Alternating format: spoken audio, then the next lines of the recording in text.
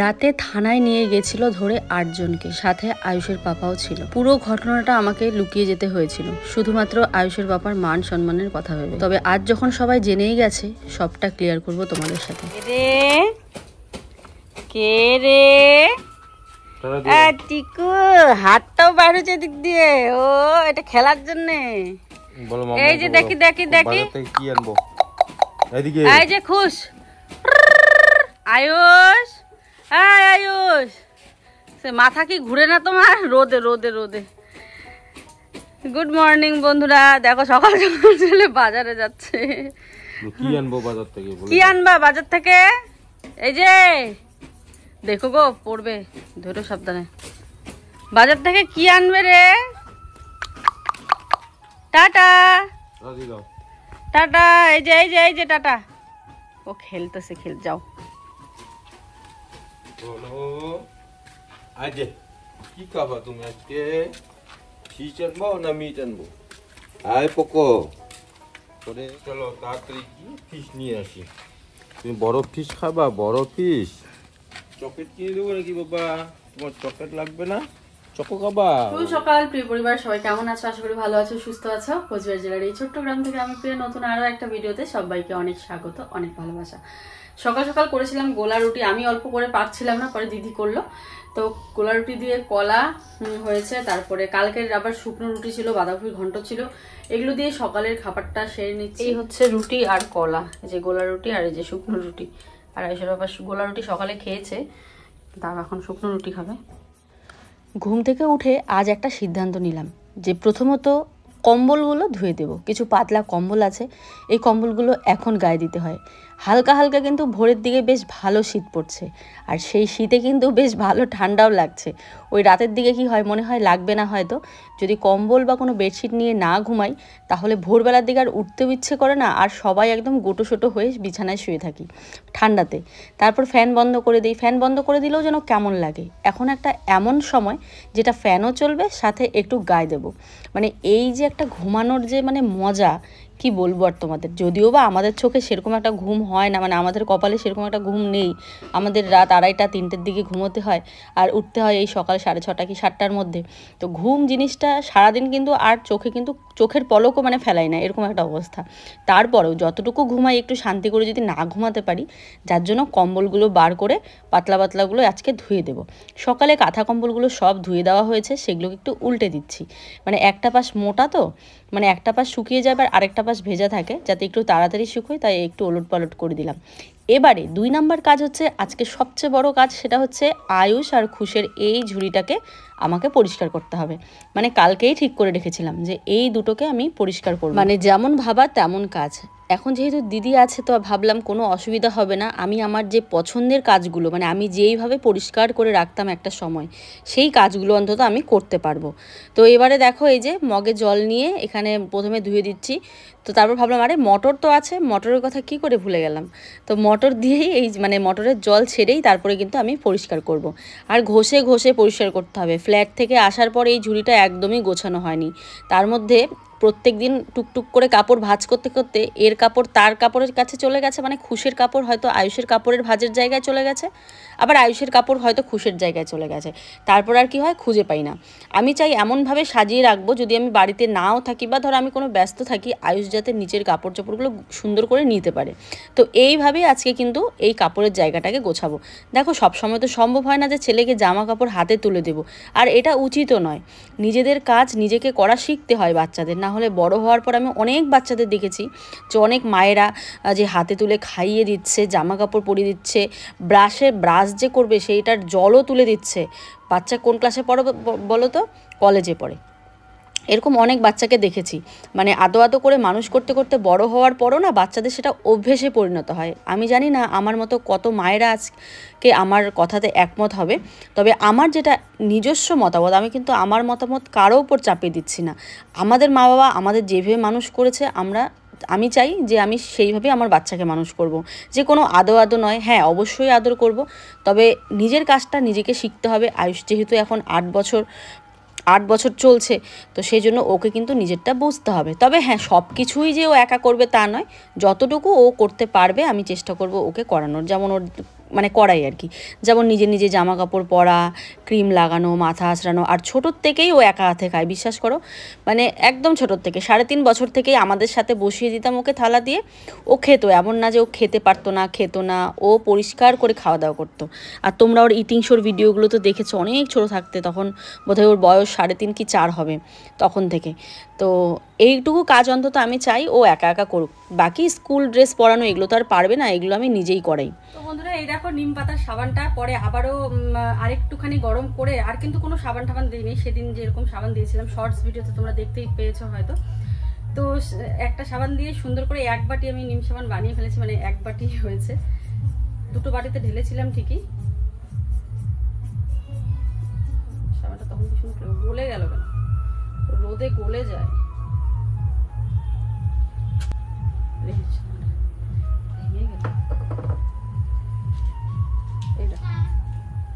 কি সুন্দর সাবানটা, এখান থেকে কি ভেঙে গেছে? একটুখানি ভেঙে গেল। আর আমি একটুখানি হলুদও দিয়েছিলাম, এই হাতের মধ্যে চুলকানি হয়েছে তো সেই জন্য হলুদ দিয়েছিলাম। ডাক্তার বলেছিল সেদিন যে ফালাকাটা গেছিলাম, ডাক্তার এখানে বলে নিম সাবানের এখানে হলুদ দেবে, তাহলে সাবানটা আর কি ভালো কাজ করবে আর কি। চুলকানি বলো যা হোক, ঘামাচি ঠামাচি যা হোক না কেন, লেখা হয়েছে। দাঁড়াও, এটা কি হবে? এটা বুঝতে পারছি। তোমাদেরকে দেখাই। হ্যাঁ, কি হবে আমি বুঝতে পারছি না। দাঁড়াও বাবা, আমি হাতটা ধুয়ে আসছি, তোমাকে দেখাবো। তুমি যাও, ওই যে ভাই উঠে পড়লো। ফেনাও হয় কিন্তু বেশ সুন্দর।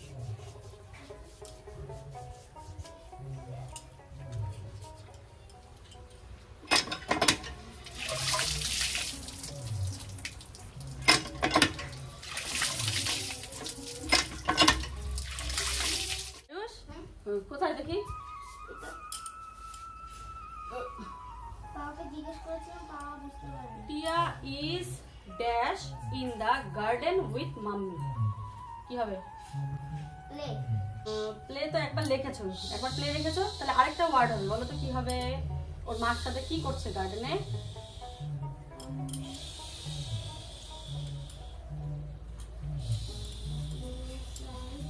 ওয়াকিং, মানে হাঁটছে। তো ওই যে যেটা বার করলাম র্যাকটা, এটা হচ্ছে খুশ আর আয়ুষের র্যাক, দুটোই বার করলাম। বার করে কাপড়গুলোকে গোছাবো, সব একসাথে হয়ে আছে। ভালো কাপড়গুলো আলমারিতে, খুশি বা আয়ুষের আলমারিতে ঢোকানো হবে, আর যে জামাগুলো আছে সেগুলো ওই র্যাকটার মধ্যে, আয়ুষ আর খুশের। তো এই জন্য পুরো ঘরটাই অগোছালো হয়ে আছে, এগুলো আস্তে আস্তে গোছাবো। আগে এখন খুশকে খাওয়াবো। চলো এবার সেই ভয়ঙ্কর রাত, সেই রাতের কথা তোমাদের সাথে আমি শেয়ার করি। দিনটা ছিল কালী পুজোর দিন, আর যে দিনগুলোতে আমার ভীষণই ভয় লাগে, কালী পুজো বলো, হোলি বলো, যে কোনো সময়, কারণ ওই সময় অনেক রকম কিন্তু অঘটন ঘটে, তোমরা জানো। সেই জন্য আমার ভীষণই ভয় লাগে, আর যার জন্য আমি আয়ুষের বাবাকে প্রত্যেক বছরই সাবধান করে দিই। ঠিক এইবারও আমি সাবধান করেছিলাম যে সাবধানে থাকবে। পুজো দেখো, পুজোতে যেতে তো বারণ করতে পারবো না, কারণ ছেলেরা মিলেই যেহেতু ক্লাবে পুজোটা করে, তো সেহেতু ওদের তো থাকতেই হবে, তাই না? তো সেইভাবে আমি বলেছি, আয়ুষ বলে কোনো চিন্তা করো, ও জানে আমি এসব চিন্তা ভাবনা করলে আমার মাইগ্রেনের সমস্যা, হ্যাঁ ওইগুলো সব বোঝে এখন। তো এই জন্য বলে আমাকে পুরো নিশ্চিন্তেই বলেছে তুমি চিন্তা করো না একদম, আমি একদম শুধু যেহেতু পুজোর এখানে আমাকে যেতে হবে, আমি সবজি কেটেই কিন্তু চলে আসবো। এই কথা বলেই কিন্তু ও বেরিয়েছিল। পুরো ঘটনাটা আমরা দুজনে মিলে তোমাদের সাথে শেয়ার করব। প্রথমে ব্লগটা তোমরা দেখো। আমি ভেবেছিলাম যদি আমরা কিছু তোমাদের না দেখাই, না বলি, তাহলে তোমরা জানতেও পারবে না, আর এইসব ব্যাপারে প্রশ্নও হবে না, তাই না? যদি দেখাই তবেই সেই সব ব্যাপারগুলোতে নিয়ে প্রশ্ন হয় বা তোমরা জানতে পারো।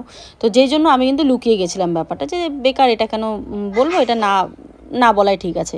আমার মনে হয় ভিডিওতে যেটা দেখাবো সেটাই তোমরা দেখবে, যেটা দেখাবো না সেটা নিয়ে হয়তো আলোচনা হবে না বা কিছু। তো আমি এরকমটা ভেবে এই ব্যাপারটা আমি পুরো স্কিপ করে গেছিলাম। তো যাকগে, যেহেতু সবাই এখন জেনে গেছো ব্যাপারটা, তো সেখানে আয়ুষের পাপাও জড়িয়ে আছে, যে ও থানায় গেছিলো।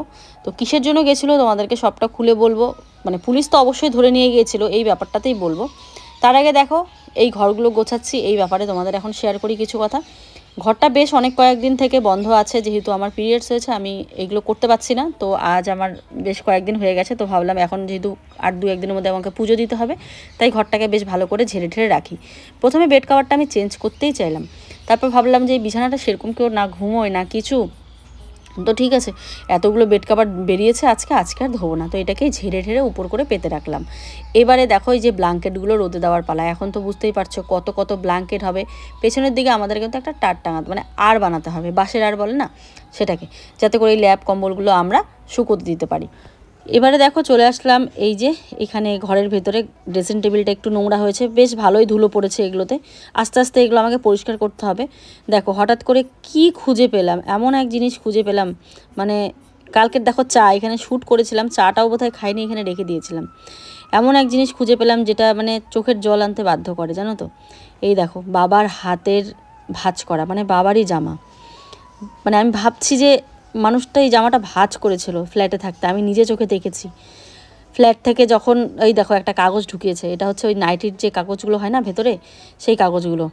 মানুষটা যখন কাপড় ভাঁজ করতো তখন এরকম করে হাত দিয়েই মানে এমনভাবে ভাঁজ করতো, পুরো ইস্ত্রি যেমন হয়, আয়রন যেমন করে মানুষ, ঠিক সেরকম করে মানুষটা কাপড়টা ভাঁজ করে করে আয়রনের মতন করে মানে ভাঁজ করে প্লাস্টিকে ঢুকিয়ে বালিশের নিচে চাপা দিয়ে রাখতো, তাতে নাকি বলে শার্টটা খুব সুন্দর আয়রন হয়।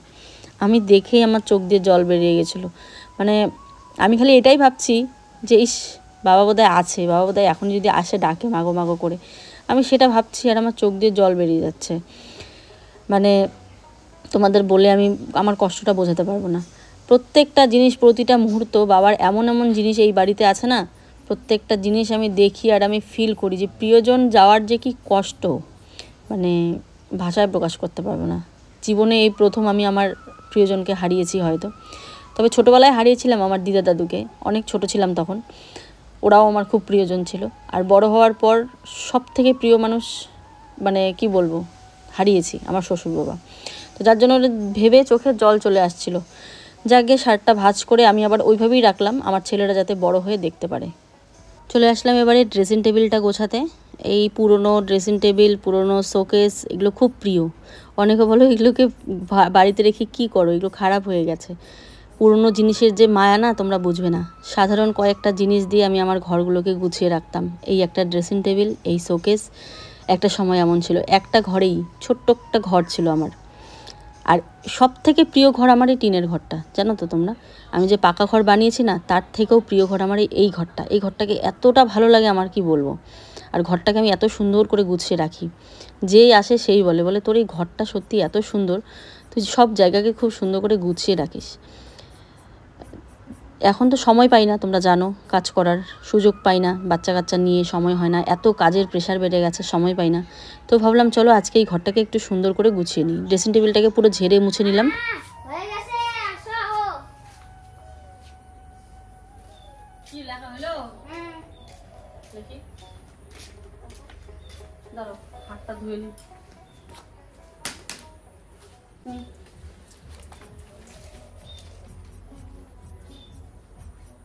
Ria and Mary are going to school.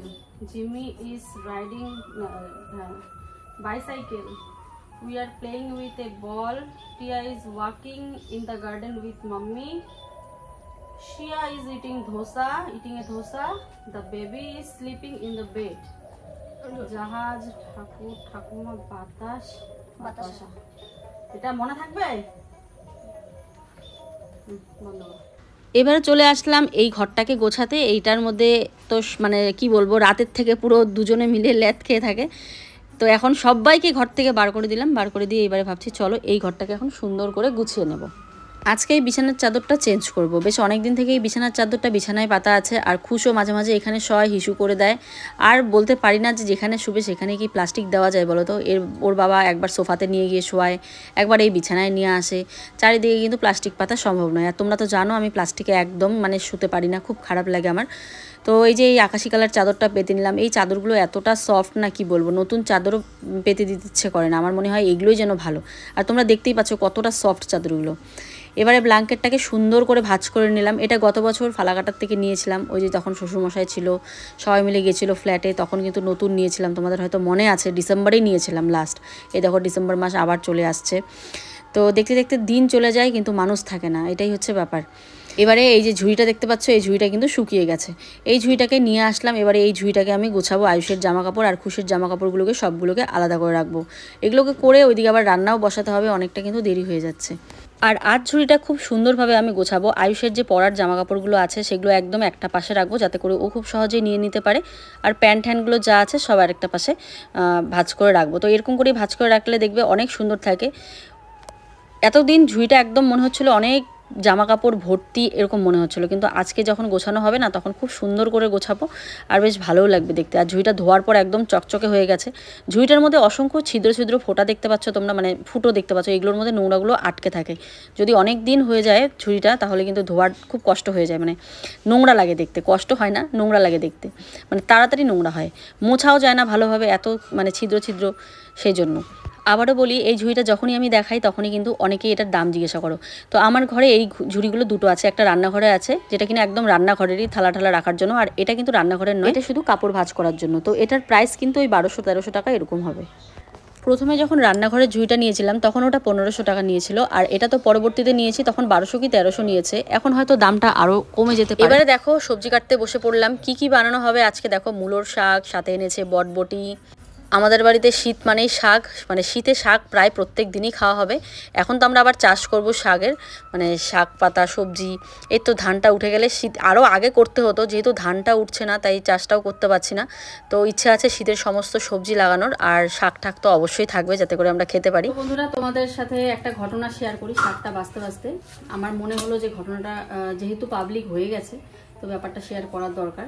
আমি যদি শেয়ার করার হতো আমি তো কালকেই করতাম। তো ভাবলাম যে থাক, এগুলো না করাই ঠিক আছে। তারপর দেখলাম না, ব্যাপারটা শেয়ার করা হয়েছে তোমাদের সাথে, মানে ছন্দা শেয়ার করেছে। তো ভাবলাম চলো তোমাদেরকে আমি পুরো ঘটনাটা বলি, নাহলে অনেকেই ভুল ভাববে। কালী পুজোর দিন তখন কটা বাজে, আমরা খাওয়া দাওয়া করলাম কলা পাতায়, দেখতে পারলে শীতল দিয়ে। করার পর আমার মা ওরা আসলো, আমার মাকে দিতে গেল আয়ুষের বাবা। তো তারপরে ও বাড়ি থেকে গেল মোটামুটি 11টার দিকে। আমি ওকে বলেছি যে তাড়াতাড়ি এসো, তো বলে যে হ্যাঁ আসবো, পুজোর শুধু সবজি সবজি কেটেই চলে আসবে, শরীরটাও বেশি একটা ভালো লাগছে না। তো গেছে ওখানে গিয়ে, ধরো ওখানে আমাদের পাড়ার ছেলেরা মিলে ওখানে পুজোটা করে। তো সবাই মিলে একটু আনন্দ ফুর্তি বলতে সবজি টবজি কাটা, ঠাকুরের প্যান্ডেল ট্যান্ডেল করা। ঠাকুর আসেই রাত 12টার দিকে, মানে মায়ের মূর্তি। তারপর তো রাত্রিবেলা পূজা হয়। মানে মোট কথা বেশিরভাগ সময় ছেলেরা পুজোর দিনটা সারা রাত মন্দিরেই থাকে, কারণ মহিলা মানুষ অত রাত্রে মন্দিরে যায় না। এক দুজন থাকেও হয়তো, না এক দুজন পূজার সময় থাকে, পূজার সময় থাকে। তো এক দুজন থাকে, কিন্তু যেমন দুর্গাপূজায় সব মহিলারা মিলে যায় সেটা হয় না আর কি। ওই কালী পুজোর সময় রাতে হয়, বাচ্চা কাচ্চা থাকে। তো এবার কি হয়, তো সেদিন রাত্রে কি হয়েছে বলো তো। ধরো এমনিতেই প্রফেশনালি কিন্তু কেউ খেলে না জিনিসগুলো, যেটা তোমরা তাস খেলা বলছি আমি, যে সবাই কিন্তু যারা যারা সেদিন গেছিল থানাতে, তো এমনিতে প্রফেশনালি কিন্তু যারা যারা গেছে তারা খেলে না। তারা বেশিরভাগ মানুষই এখানে ওখানে জব করে, বা ধরো যার যার কাজে ব্যস্ত থাকে আর কি। কিন্তু সেদিন হয়েছে কালী পুজোর দিন সবাই একটু মজা করে খেলছিল আর কি। ম্যাক্সিমাম ওখানে 9-10 জন কিংবা 7-8 জন ছিল, আমি অতটা জানি না, যতটুকু শুনলাম। তো হঠাৎ করে রাত ভোরবেলা 3টার দিকে, মানে ওই সময় সবাই আর কি বাড়ি আসবে, সবার কাজ মোটামুটি শেষ, সবজি টবজি কেটে মানে রেখেছে। পরের দিন সকাল আবার 4টা-5টার দিকে রান্না বসাতে হয়, তো বাড়িতে এসে একটু রেস্ট নেবে, পরে আবার যাবে। এরকম একটা অবস্থাতেই সবাই মিলে ওখানে বসেছিল। 2-1 জন ভেতরে ছিল, ভেতরে না একটু সাইডে ছিল আর কি। তো সবজি কাটার এখানেও কেউ হয়তো ছিল। তো ওরকম সময় ঢুকে হচ্ছে পুলিশ। এবার পুলিশ ঢুকে তো ওখানে ভিডিও করলো পুলিশ, হয়তো ভিডিও করেছে বললো, ভিডিও টিডিও। তো ফট করে গাড়ি নিয়ে পুলিশটা ঢুকে আর কি, পুলিশগুলো ঢুকে কয়েকজন বা ছিল সেই পুলিশ, কারণ ওখানে মানে ছেলেরা বসে আর কি মানে তাস খেলছিল আর কি। তাস খেলছিল, বেশি না, মোটামুটি 4-5 জন তাস খেলছিল, আর বাদ বাকি কয়েকজন আর কি বসে দেখছিল খেলা। মানে ওরা তো মানে শুধু মানে টাইম পাস করার জন্য, কারণ ভোরে উঠে খিচুড়ি যেহেতু রান্না করতে হবে, তো সময় যে কাটছে না, তাই সবাই আর কি খেলছে ওখানে। আর তুমি কই ছিলে সেদিন? আমি তখন শুয়েছিলাম ওখানে, ওইখানেই শুয়েছিলে? বেঞ্চের উপরে শুয়ে শুয়ে খেলা দেখছিলাম। আচ্ছা, সবজি তখন কাটা হয়েছিল? সবজি কাটা হয়েছিল তখন। তোমাকে যে বললাম বাড়ি আসতে, আরে আমি কই যাই একটু রেস্ট নেই, নিয়ে যাচ্ছি। ঠিক আছে, আমি ওকে এমন করে প্রশ্ন করছি যখন আসছে, আমি ওকে বারবার বলি তুমিও বোধহয় গেছো, তোমাকেও বোধহয় ধরছে। বলে না, আমাকে ধরে নাই, কারণ আমি সাইডে ছিলাম আর আমি সবজি টবজি কেটে মাত্র রেস্ট করছিলাম, বাড়ি আসার জন্য রেডি হচ্ছিলাম, এমন কথাই আমাকে যা বললো। তো তারপরে এরকম হলো। তো তারপরে ফট করে ওরা ভিডিও টিডিও করলো, পুলিশরা ভিডিও করে একদম 8 জনের মতন থানাতে নিয়ে যায়। যারা 2 জন নাকি বসে দেখছিল তাদেরকেও নিয়ে যায়, আর যারা খেলছিল তাদেরকেও নিয়ে যায়। তারা কিন্তু প্রফেশনালি খেলে না, তারা বললামই তো যার যার কাজ শেষে করে। ওই একটা মজা, কালী পুজোতে সবাই একটা আনন্দ ফুর্তি মানে তোমার যে দাদা যে সাইকেলে করে গেলা, হ্যাঁ যেদিন ইয়ে করতে গেলাম, তো ও নিচে শুয়েছিল আর আমি উপরে বেঞ্চের উপরে শুয়েছিলাম। আচ্ছা, ওই যে সেদিন সাইকেল করে গেছিলাম না আমার একটা দাদার সাথে, ওই দাদা তো আমাদের দুজনকে ঘরের ভিতর থেকে বার করে দিল, যে বার হয়ে যাও। ঘরের ভিতর থেকে বার করে দিল, যেখানে খেলা হচ্ছে আর কি ওখান থেকে বার করে দিল, পুলিশগুলোই বার করে দিয়েছে। ও মানে ওরা যেহেতু খেলছে না, ওদেরকে বলে তোমরা সাইড নাও, মানে বাকি যারা বসে খেলছে তাদেরকে আর কি, যারা ওই মানে গোল করে যারা বসেছিল তাদেরকে নিয়ে যাবে তাদেরকে। তো ওই দুইজন মানে আমার দাদা আর আয়ুষের পাপাই বেঁচে যায় ওখানে, আরো হয়তো 2-1 জন ছিল, তো বেঁচে যায় মানে ধরেনি ওদেরকে। তারপরে তো অনেককেই নিয়ে গেল থানায়, নিয়ে গিয়ে ভোর 3টার দিকে এরকম। তো এবার আমি তো ঘুমিয়ে পড়েছি, আমি ওকে ফোন করেছি কখন আসবে, বলে আমার সবজি কাটা হয়ে গেলে আমি আসছি বাড়ি। তো এই বলে আমি আবার সেদিন খুব টায়ার্ড ছিলাম, ঘুমিয়ে পড়েছি। ভোর 6টার দিকে আমার ঘুম ভেঙেছে। আমি বলি আরে আয়ুষটাও একা শুলো, আমিও দরজা খুললাম না, আয়ুষ আবার একা শুয়েছে। বলে পাপা তো আসবে, আমি একা শুবো, মানে পাপা তো আসবেই, শোবো। ওই ঘরে শুয়েছিল আয়ুষ। ফট করে একদম মানে সেই শরীর কাঁপতে কাঁপতে উঠে দেখি কি 6টা বেজে গেছে, তো আসে নাই। আয়ুষের ঘরে গিয়ে দেখি সত্যি সত্যি নাই। আমি আবার বলি ঘুমের ধান্দা, যদি আমি দরজা খুলি আমার যদি মনে না থাকে, কিন্তু না আমি খুলি নাই দরজা। পরে সাথে সাথে ফোন করলাম ওকে, ও আবার সাথে সাথে ফোন ধরলো, বলে এরকম এরকম একটা ঘটনা হয়েছে, আমি থানায় আছি। তো আসলে যেহেতু অনেকেই ছিল ওখানে, তার যেহেতু ক্লাবের ছেলে, ঠিক আছে, হ্যাঁ আমার দেওরও ছিল, তো মানে সন্ধ্যার বড় ছিল, তো বলে যে ক্লাবের ছেলেরা ছিল, বন্ধুরা ছিল, ও তারপরে ছাড়াতে তো হবে না, যেহেতু একটা এমনি কর্তব্যের মধ্যে পড়ে, আর এমনি এমনি ধরো মানে বিনা দোষে অনেকে ঢুকেছে, তো মানে ওর ভাইয়েরা আছে আরো কে কে আছে বন্ধু টন্ধু, তো তার জন্য ও বলে আমি বাড়িতেও আর আসেনি ওই দিন। ও চাইলে তো চলে আসতে পারতো, যে গেছে ছাড়াবে পরিবারের লোকজন, তো পরিবারে কাউকে জানানো হয়নি। ওরা ছেলেরা মিলেই টাকা ম্যানেজ করে তারপরে ওখানে বেল করে পরে সবাইকে নিয়ে আসতে পরের দিন 10টা বেজে গেছে। মানে সারা রাত ঘুমায়নি, ওই থানার বাইরেই ওরা বসেছিল 2-3 জন, আর বাকিটা সব ভেতরে ছিল। তো এই হচ্ছে ঘটনা। তো মানে কি বলবো, আর আমি ভেবেছি বলবো না ব্যাপারটা, জিনিসটা আমরা লুকিয়ে যাইনি। হ্যাঁ, কারণ কেমন হয় ব্যাপারটা, যেহেতু আমাদের অনেকে যদি ভাবো যে আয়ুষের পাপা গেছে, না ও ছাড়াতে গেছিল। হ্যাঁ, ও বললো না সন্ধ্যে দাদা গেছে, তো আয়ুষের বাবাই ছিল, ছাড়াতে গেছিল। তো কারণ ভাই খারাপ, সবারই খারাপ লাগে, আরো বলে যে তাড়াতাড়ি যাতে বার করিস, এরকম করে বলছিল ওকে। তো এই আর কি, এই হচ্ছে ঘটনা হয়েছে কালী পুজোর সময়। বোঝো গ্রামের ছেলে ফেলে এগুলো কি আর করবে। যাই হোক, এই হচ্ছে টোটাল ঘটনা থানার। মানে ওই দিন রাত্রিবেলা একটা রাত যায়, মানে একটা ভোর যায়, মানে সে মানে খুব খারাপ লাগছিল। কালী পুজোর দিনটার কথা মনে থাকবে, দিনটার কথা মনে থাকবে সবার। নেক্সট টাইম যাতে এরকম কেউ না করে, যারা গেছে এভাবে তারা সাবধান থাকবে। কালী পুজোর দিন এরা পুলিশরা ঘোরাফেরা করে আর কি। ঠিক আছে, ব্যাপারটা আমি ক্লিয়ার করলাম, আশা করি তোমরা বুঝেছো। আমাদের কাছে তো ফটো আছে, এখন ফটো তো আর পাবলিশ করতে পারি না। তোমরা যদি ভুল না ভাবো আয়ুষের বাবাকে যে ও গেছিল, ও যায়নি, ও গেছিল ছাড়াতে। আর যেহেতু পাবলিশ করেছে, তো সেই জন্য আমি ভাবলাম তো চলো আমিও তাহলে ব্যাপারটা খুলে বলি। ও খারাপ কিছু বলেনি, মানে আমি বললাম যে না খুলে বলি, যাতে মানুষ ভুল না ভাবে। ঠিক আছে, তো চলো আজকের রান্নাবান্না শেয়ার করে হয়তো ভিডিওটা আমাকে শেষ করতে হবে, কারণ ভিডিওটা এত বড় হয়ে যাবে ভাবিনি। সারাদিনও কিন্তু আরও অনেক ব্লগ করেছিলাম, দেখলাম অনেক বড় হয়ে যায়। তো দেখো এখানে যে মূলোর শাক, আমাদের তো মূলোর শাক এভাবেই বানায়, কোনো রকম ভাজাভাজি নয়, এরকম সুন্দর গোটা গোটা শাক। শীতের দিনে এটাই ভালো লাগে। সাথে হচ্ছে এই যে মাছের কারি, এটা আজকে দিদি বানিয়েছে, বেশ সুন্দর হয়েছে মাছের কারিটা। চলো তাহলে এবারে খাওয়া দাওয়াটা সেরে নিই। আজকে এখনও স্নান করা হয়নি, অন্য সময় সকাল সকাল স্নান করে ফেলি। আজ এখনও অনেক কাজ বাকি আছে, যার জন্য আগে খাওয়া দাওয়াটা সেরে তারপরে স্নান ভান করবো আর কি। কাজ আছে, কাজগুলো সেরে তারপরে। তো আজকে ভিডিওটা এখানে শেষ করছি, ফিরে আসছে আগামীকাল আরও একটা ভিডিও নিয়ে। সবাই ভালো থেকো, সুস্থ থেকো। নেক্সট আরও একটা ব্লগে তোমাদের সাথে দেখা হচ্ছে। টাটা।